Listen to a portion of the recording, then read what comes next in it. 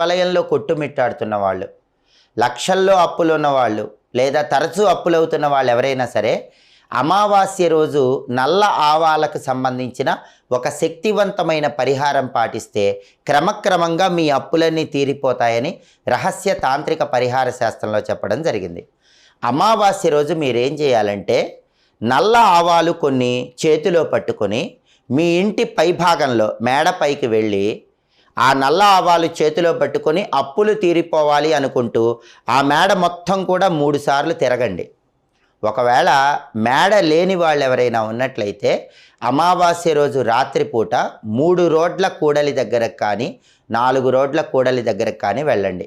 ఆ కూడలి దగ్గర 3 సార్లు చుట్టూ తిరగండి. అలా తిరిగిన తర్వాత చేతిలో ఉన్నటువంటి నల్ల ఆవాలు ఒక్కొక్క దిక్కుకు విసిరేయాలి. అలా విసిరేస్తే క్రమక్రమంగా మీ అప్పులన్నీ తీరిపోతాయని రహస్య తాంత్రిక